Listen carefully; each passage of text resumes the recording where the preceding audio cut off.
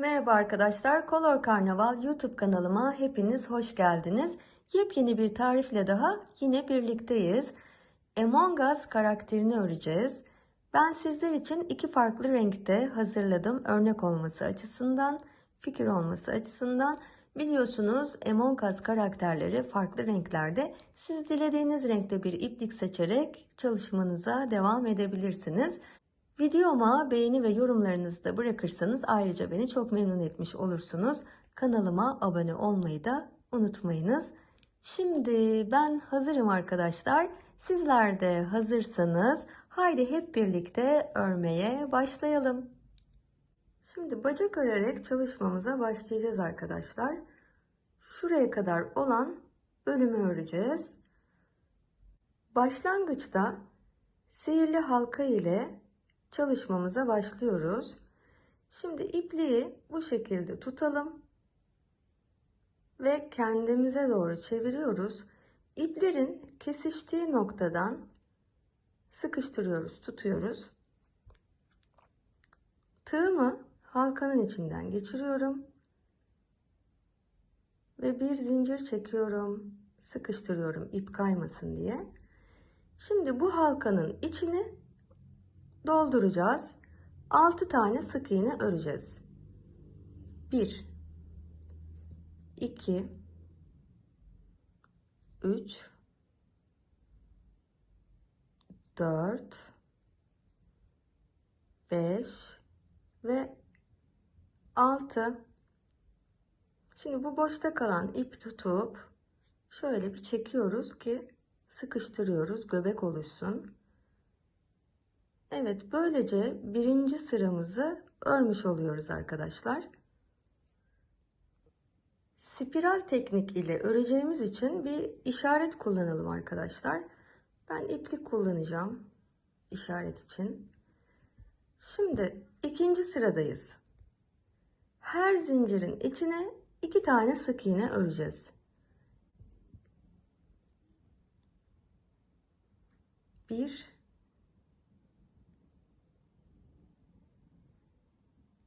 2. Buna arttırma diyoruz. Yani zincirin içine 2 sık iğne arttırma.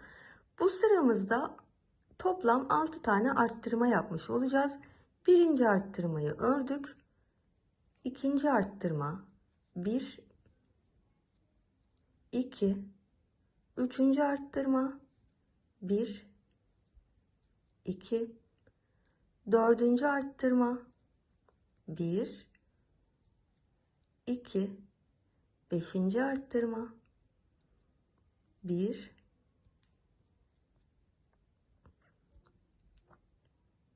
2.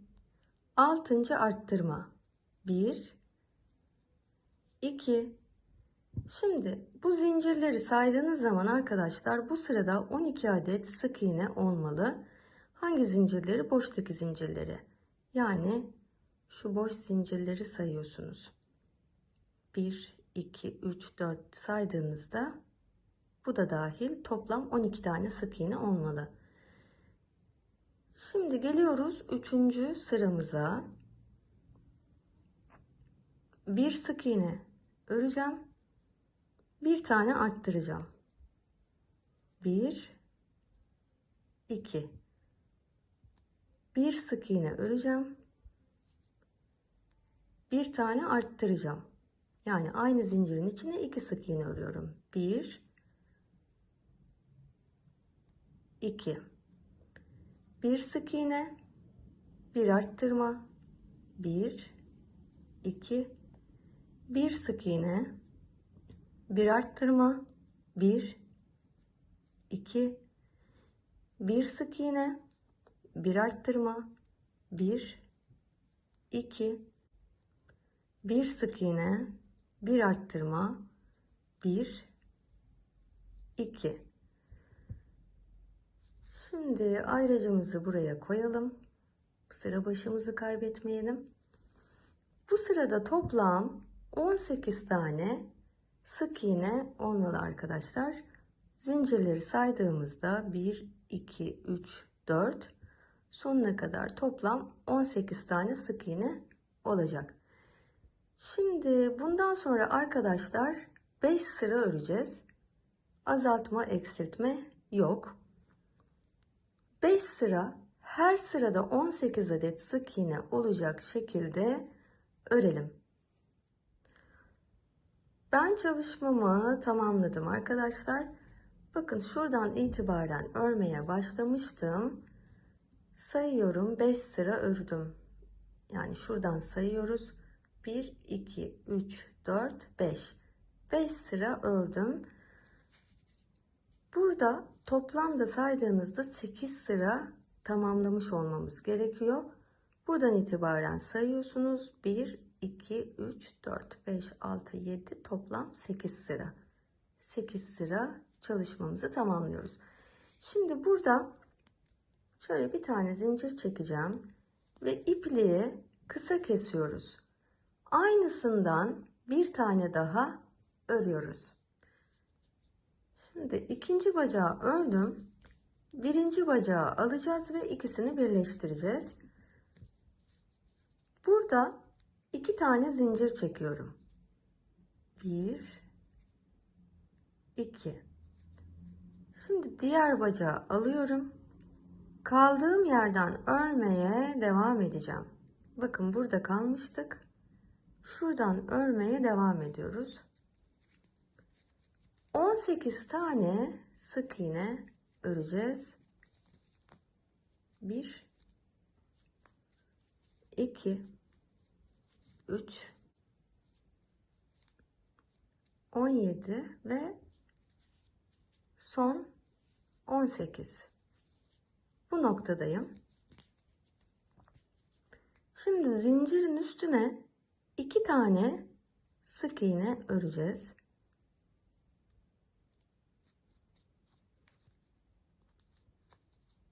Bir,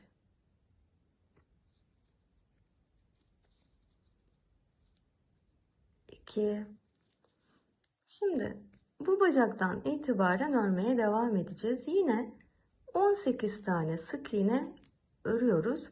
Boştaki ilk zincire batarak devam edeceğiz. 1, 2, 3, 16. Bakın buradayız.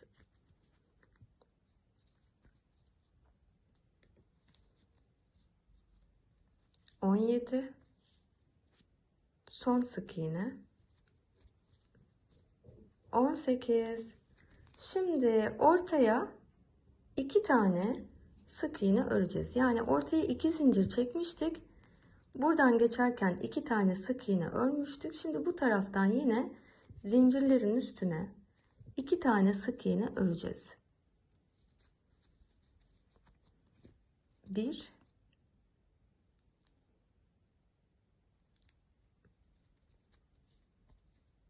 2. Böylece arkadaşlar gövdede bir sırayı bitirmiş oluyoruz. Bu sırada toplam saydığınız zaman boştaki zincirlere 40 tane sık iğne örmüş olmamız gerekiyor. Şimdi ayracımızı koyalım arkadaşlar. Bundan sonra gövde öreceğiz. Toplam 20 sıra, her sırada 40 adet sık iğne olacak şekilde örüyoruz. Şuraya da batmayı unutmayın, yoksa 40 çıkmaz sayılarınız. Bakın şu arada şu nokta var. Buraya da batacaksınız ki 40 olsun, yoksa 39 çıkar. Sayınız eksik çıkabilir. Yani şu araya da batmayı unutmayın. 1, 2, bu şekilde devam ediyoruz. Her sırada 40 adet sık iğne olacak şekilde toplam 20 sıra örelim ve buluşalım arkadaşlar. Evet arkadaşlar, ben 20 sıra çalışmamı tamamladım. Şimdi içini biraz elyafla doldurun. Bacak kısımlarını özellikle düzgün bir şekilde elyafla dolduralım. Şimdi artık kapamalara geçeceğimiz için zor olabilir daha sonra elyafla doldurmamız. Yeni sıramızda arkadaşlar bir ayraç kullanalım.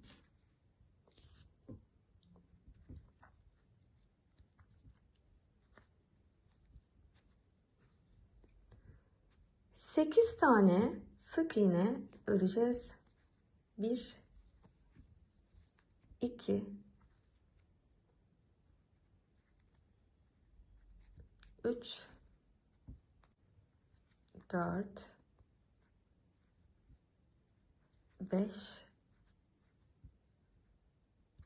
6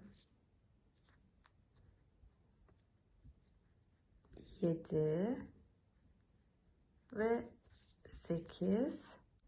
Bir tane azaltacağız. Azaltma nasıl örüyorduk? Bu sık iğnenin içine tığımı batırıyorum. Bir ilmek alıyorum. Sonra yanındakine tekrar batırıyorum tığımı. Bir ilmek alıyorum. Tığımda 3 ilmek var. Şimdi hepsini birlikte topluyorum. 8 sık iğne, bir tane azaltma. Bu grubu sıra sonuna kadar tekrarlayacağız arkadaşlar. Bu sıramızda toplam 36 adet sık iğne olmalı. Şimdi yeni sıramızdayız. 4 tane sık iğne öreceğiz. 1 2 3 4 bir tane azaltıyoruz.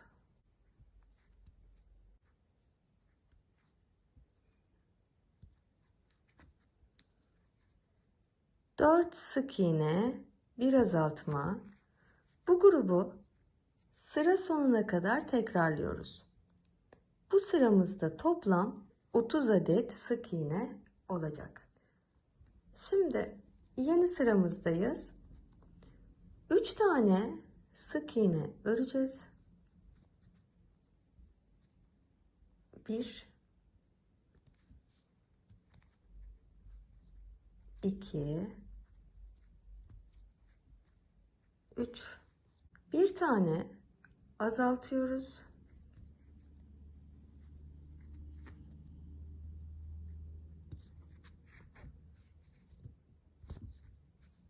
3 sık iğne, bir azaltma.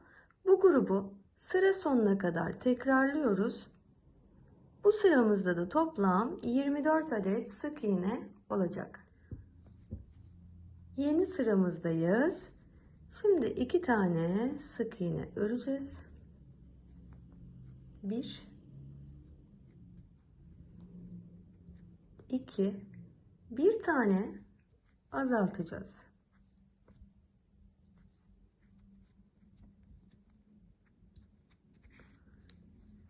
2 sık iğne, bir azaltma.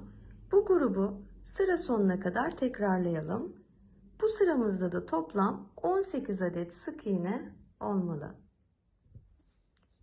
Evet, yeni sıramızdayız. Bir tane sık iğne öreceğiz. Bir tane azaltıyorum. Bir sık iğne, bir azaltma. Bu grubu sıra sonuna kadar tekrarlıyoruz. Bu sıramızda da 12 adet sık iğne olmalı. Şimdi arkadaşlar geldik son sıramıza. Son sıraya geçmeden evvel içini güzelce düzelterek elyafla dolduruyoruz. İçini doldurduktan sonra şöyle güzel bir düzeltelim. Bir form verelim. Çok da sıkı doldurmuyoruz. Yani şöyle yüz yuvarlak sımsıkı bir çalışma olmasın. Az doldurun, yani çok fazla doldurmayın içine. Biraz yassı durması gerekiyor bu şekilde. Şimdi arkadaşlar son sırayı öreceğiz. Son sıramızda artık kapatıyoruz. 6 tane azaltma öreceğiz ve burayı kapatacağız. Bu birinci azaltmam.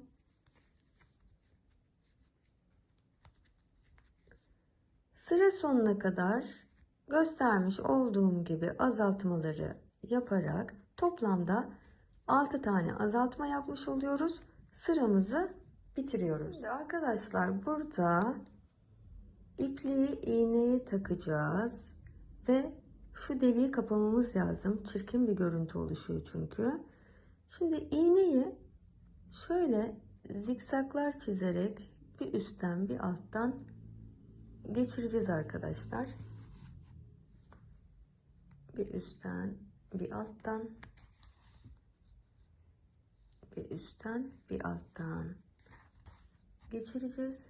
Bakın kapattık, büzüyoruz ve direkt orta noktadan iğnemi batırarak farklı bir yerden çıkaracağım.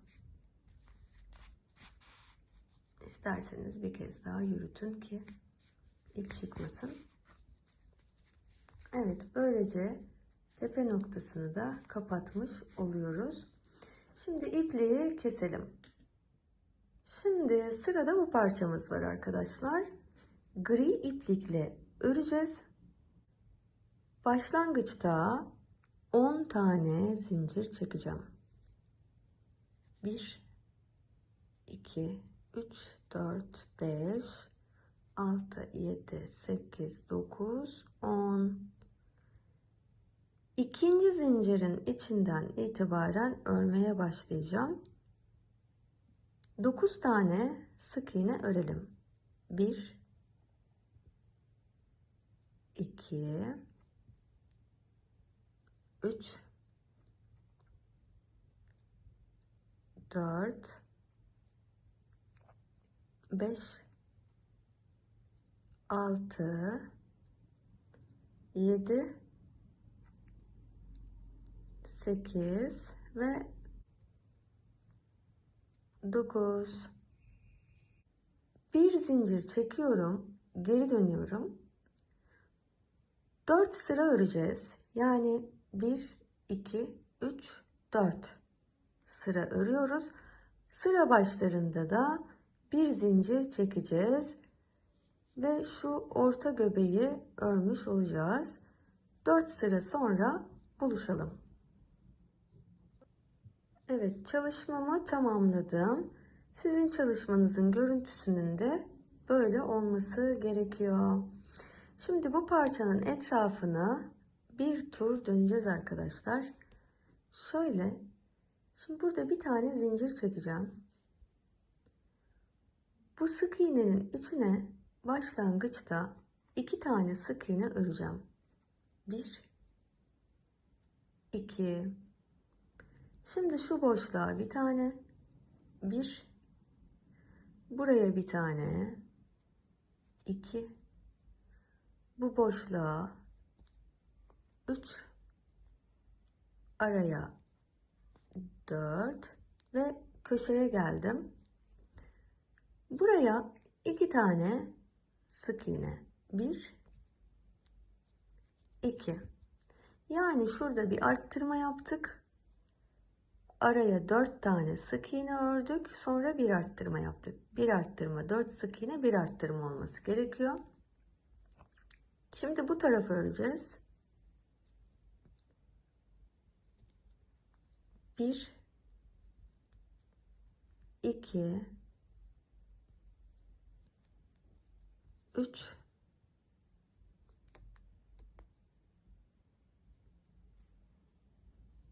4 5 6 7 ve 8. ördüm. Burada yine aynı zincirin içine bir tane arttırma yapıyoruz. Yani şimdi bakın burada bir arttırma yaptık. 7 tane sık iğne ördük. Köşede bir tane arttırma yaptık. Buradan devam ediyoruz. Buraya 4 tane sık iğne öreceğiz. 1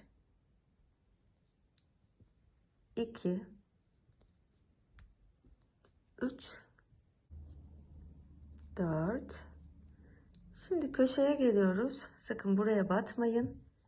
Şu başlangıç sık iğnesinin içine buraya bir tane arttırma öreceğiz. 1 2. Şimdi buraya arkadaşlar 7 tane sık iğne öreceğiz. 1 2 3 4 5 6 ve 7. Şimdi burada ipliği bu şekilde bırakıyoruz. Birleştirmeyelim. Birazcık uzun keselim. İğneye takacağız ipi çünkü. İlk zincirin içine birleştireceğiz. İlk zincirin altından geçiriyorum iğnemi. İpliğin çıktığı yerden tekrar geçireceğim. Yani buradan geçiriyorum içinden.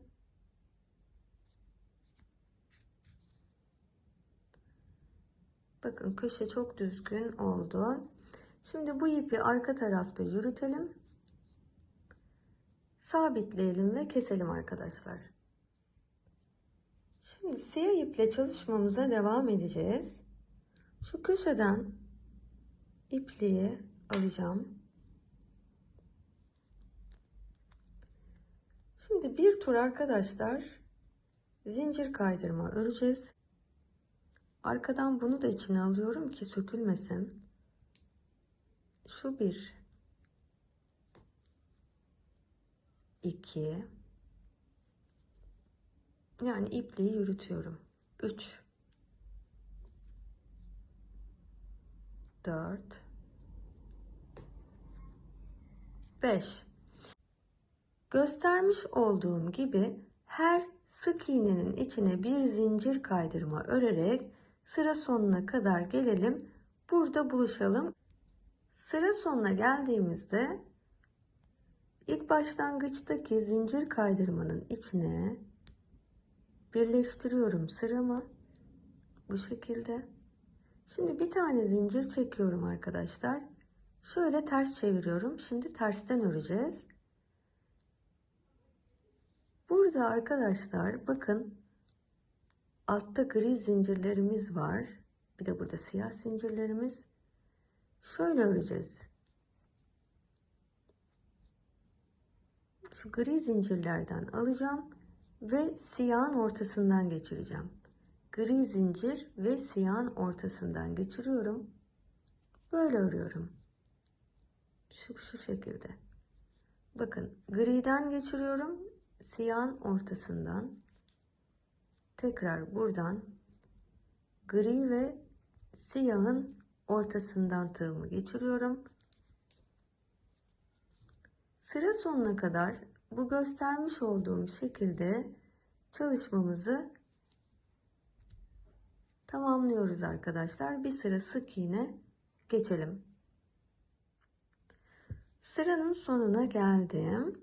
Şimdi burada yapacağımız işlem arkadaşlar dikiş için ip bırakacağız. Bu parçayı gövdeye dikebileceğimiz uzunlukta ip bırakarak keselim. Şimdi bu noktadayız arkadaşlar. Bu boşluğu önce bir birleştirelim. İlk zincirin altından iğnemi geçireceğim. Ve ipimin çıktığı zincirin içinden tekrar geçiriyorum bu şekilde. Ve bu köşeyi de böylece kapatmış oluyorum. Şimdi ben üzerinde işaretledim bu parçayı dikeceğimiz bölümleri. 13 ve 18. sıralar arasına bakın bu şekilde aralarında 7 tane sık iğne boşluk bırakarak 13 ve 18. sıralar arasına önce bir iğne ile tutturun bu parçayı. Daha sonra da gövdeye dikelim ve buluşalım. Evet arkadaşlar dikişimi tamamladım. Gördüğünüz gibi sizin de çalışmanızın görüntüsü ekranda gördüğünüz gibi olmalı. İçini de azıcık elyafla doldurmayı unutmayın. Şimdi sıra geldi bu arkadaki kutuyu yapmaya. Şimdi başlangıçta 15 adet zincir çekeceğiz. 1 2 3 4 5 6 7 8 9 10 11 12 13 14 ve 15. Şimdi ikinci zincirin içine 3 tane sık iğne dolduracağız. 1, 2, 3. Bundan sonra her zincirin içine bir tane sık iğne öreceğiz. Şimdi 12 tane sık iğne örüyoruz. 1, 2, 3, 12. sık iğnemi de ördüm. Şimdi son zincirin içine aynı yere 3 tane sık iğne öreceğim. 1, 2, 3. Zincirin diğer tarafına dönüyoruz. Buraya da 12 tane sık iğne öreceğiz. İlk boş zincirden itibaren başlıyoruz. 1, 2, evet, 12. sık iğneyi de buraya örüyorum. Bu aşamadayım. Sıranın sonuna geliyoruz. Şimdi burada çıktığımız bir zincir vardı ilk başta. Onun içine şöyle birleştireceğim arkadaşlar. Sırayı birleştireceğim. Bir tane zincir çekeceğim. Şimdi bu sıramızda arkadaşlar toplam 30 adet sık iğne olması gerekiyor. İkinci sıraya geliyoruz. Şimdi bu sırada bulu öreceğiz arkadaşlar. Yani zincirin ortasına tığ batıracağız. Arka tarafa öreceğiz. 1. Zincirin ortasına batırıyorum ve arka tarafa örüyorum. 2. Zincirin ortasına batırıyorum. Arka tarafa öreceğim. 3. Buna bulo diyoruz. Genelde tariflerde de görürsünüz, büyük harflerle B, L ve O harflerinden oluşuyor. Zincirin ortasına batırıyorum ve arka tarafa örüyorum. Bu şekilde gösterdiğim gibi arkadaşlar 30 tane sık iğne örelim. Sıranın sonuna geldim. Sıranın sonuna geldiğimizde başlangıçta bir zincir çekmiştik. Bakın onu kullanmayacağız. Örgümüze şuradan devam edeceğiz. Sakın buraya batmayın. Sayılarınız tutmaz. Şuradan örmeye devam edeceğiz. O bir zinciri de bu bulolar düzgün dursun diye başlangıçta çekmiştim. Ama bundan sonra spiral öreceğiz. Sıra başı yapmayacağız. Spiral nedir? Dönerek öreceğiz arkadaşlar. 10 sıra öreceğiz. 10 sıra daha, her sırada 30 adet sık iğne olacak şekilde örüyoruz ve buluşuyoruz. Dediğim gibi bu aradakini atlayacağız. Şuradan örmeye devam edeceğiz arkadaşlar. Şöyle devam ediyoruz. Bu şekilde devam edeceğiz. 10 sıra sonra buluşalım. Evet, 10 sıra çalışmamı tamamladım arkadaşlar. Şimdi son bir sıramız kaldı. Yine bu zincirlerin içine batarak öreceğiz. Bakın şu iç kısma batıyorum. Şöyle. İç kısmına batacağım. Yani zincirin içine tığımı batırıyorum. Arka tarafa öreceğim. Şöyle olması lazım çalışmamızın. Yani zincirin içine tığımı batıracağım. Arka tarafa öreceğim. Şimdi bir sıra göstermiş olduğum gibi örelim. Evet, çalışmamı tamamladım arkadaşlar. Şimdi ipliği dikiş payı bırakarak uzun keselim. Çünkü bu bölümü dikerek kapatacağız. İçini de azıcık elyafla dolduralım. Çok kabarık olmasın. Şu kadar bir yükseklik yeterli. Ve sonrasında dikelim ve kapatalım. Dikişi biraz göstermek istiyorum size. Şöyle başlangıçta sonraki boş sık iğnenin içinden geçireceğim iğnemi. Dikişimizi arkadaşlar şu şekilde dikerek kapatacağız. Şimdi bakın, bir karşı taraftan alacağım. Bir bu taraftan alacağım. Böyle geçireceğim iğnemi. Şöyle dikeceğim. Bir bu taraftan alıyorum. Bir tane karşı taraftan. Karşılıklı dikiyoruz. Sonuna kadar göstermiş olduğum gibi dikelim arkadaşlar. Ama ipi koparmayın, daha gövdeye dikeceğiz. Evet arkadaşlar, ben çalışmamı tamamladım. Bu bölümü dikerek kapattım. Sizin çalışmanızın görüntüsünün de ekranda gördüğünüz gibi olması gerekiyor. Şimdi yapacağımız çalışma bu parçayı arkaya dikmek. Onu da şöyle yapacağız. Şu bacaktan itibaren, yani gövde sıralarını saydığımızda 6. sırayla 17. sıralar arasında düzgün ve ortalayarak, örnekte gördüğünüz gibi şu uç noktalardan sadece tutturalım. Uç noktalardan tutturarak, köşelerden tutturarak dikiyoruz ve çalışmamızı tamamlayacağız. Şimdi son bir çalışmamız kaldı. Buraya beyaz iple bir işleme yapacağız arkadaşlar. Şimdi ipi şuradan çıkaracağım. Tam bu noktadan çıkarıyorum.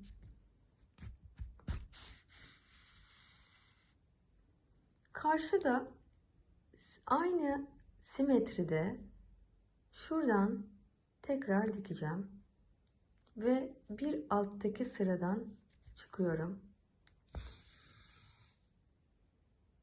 Yine karşı taraftan şuradan, bu sefer iki çizginin ortasından iğnemi çıkarıyorum. Şimdi karşılıklı böyle işleyeceğiz. Evet, böylece çalışmamızı tamamlamış oluyoruz arkadaşlar. İpliği yürütelim ve keselim. Evet arkadaşlar, çalışmamızı böylece tamamlamış oluyoruz. Hepinizin eline sağlık. Among Us'ları farklı renklerde yapmanız da mümkün.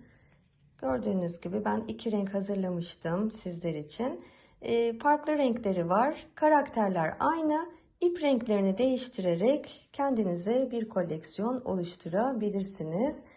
Videolarıma beğeni ve yorumlarınızı lütfen bırakmayı unutmayın arkadaşlar. Sağ alt köşedeki zil işaretine basarak da bildirimlerinizi açabilir. Yayınladığım videolardan, yayınladığım andan itibaren haberdar olabilirsiniz. Ve kanalıma abone olmayı da unutmayınız. Hepinize mutlu, sağlıklı ve örgü dolu günler diliyorum. Şimdilik hoşça kalın.